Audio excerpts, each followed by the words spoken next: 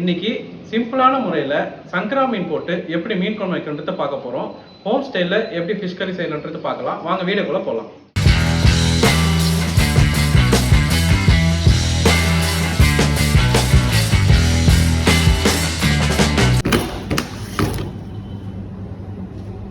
மீன் குழம்புக்கு நான் 1 கிலோ சங்கரா மீன் எடுத்திருக்கேன். அதை நல்லா க்ளீன் பண்ணி வாஷ் பண்ணி எடுத்துக்கலாம். நெக்ஸ்ட்டு ஒரு மண் சட்டியில் ஒரு 150 ml நல்லெண்ணெய் ஊற்றிக்கலாம். போட்டுட்டு ஒரு டேபிள் ஸ்பூன் கடுகு உளுத்தம் பருப்பு ஆட் பண்ணிக்கலாம். அப்புறம் வெந்தயம் ஒரு 1/2 டேபிள் ஸ்பூன் ஆட் பண்ணிக்கலாம். அப்புறம் பூண்டு ஒரு 100 கிராம் உரிச்ச பூண்டு ஆட் பண்ணிக்கலாம். பூண்டு ஃப்ரை ஆனதுக்கப்புறம் கருவேப்பிலை கொஞ்சம் ஆட் பண்ணிக்கலாம்.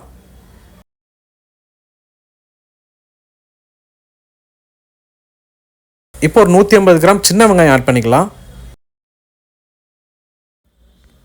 சின்ன வெங்காயம் நல்லா ஃப்ரை ஆனதுக்கப்புறம் வீட்டு மிளகாத்தூள் ஒரு 3 டேபிள் ஸ்பூன் ஆட் பண்ணிக்கலாம். இந்த ஆயிலே போட்டால் தான் மீன் குழம்பு நல்லா கலர் கிடைக்கும், அந்த மிளகாத்தூள் வாசனையும் போகும். மிளகாத்தூள் ஆட் பண்ணதுக்கப்புறம் அந்த ஆயிலை நல்லா ஃப்ரை பண்ணுங்கள். ஸ்லோ ஃப்ளேம் வச்சு ஃப்ரை பண்ணுங்கள். மிளகாத்தூள் நல்லா ஃப்ரை ஆனதுக்கப்புறம் தக்காளி ஒரு 100 கிராம் ஆட் பண்ணிக்கலாம்.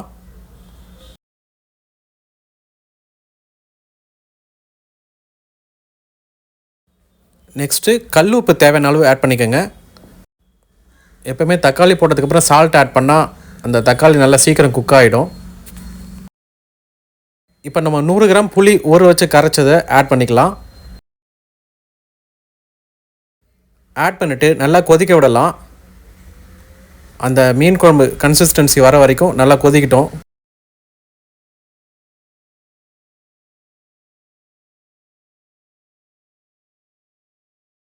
இப்போ குழம்பு எல்லாம் திக்காகிடுச்சு. இப்போ நம்ம மீன் ஆட் பண்ணிடலாம். மீன் ஆட் பண்ணிவிட்டு ஸ்லோவாக மிக்ஸ் பண்ணி விடுங்க. மீன் உடஞ்சிடக்கூடாது.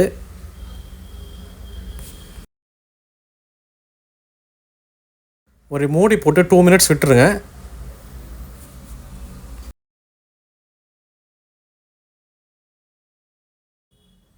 ஃபிஷ்ஷு குக் ஆகிடுச்சு.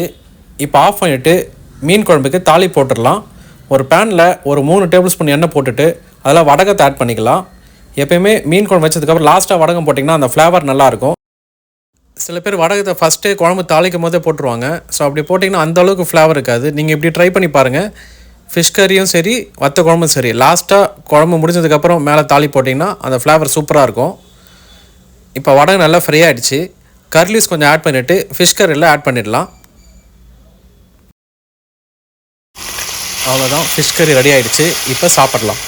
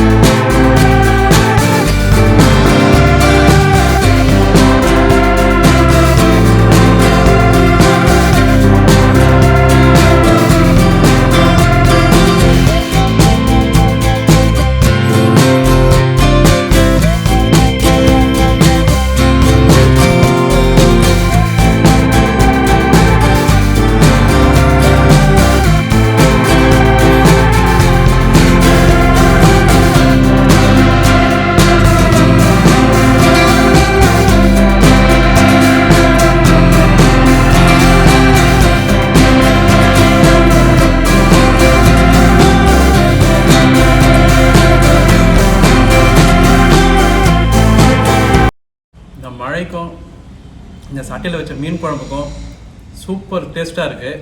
நீங்களும் உங்கள் வீட்டில் ட்ரை பண்ணி பாருங்கள். இந்த வீடியோ பிடிச்சிருந்தால் லைக் பண்ணுங்கள், ஷேர் பண்ணுங்கள், சப்ஸ்கிரைப் பண்ணுங்கள், மறக்காமல் பெல் பட்டனை கிளிக் பண்ணுங்கள். சைனிங் ஆஃப், உங்கள் ராம்.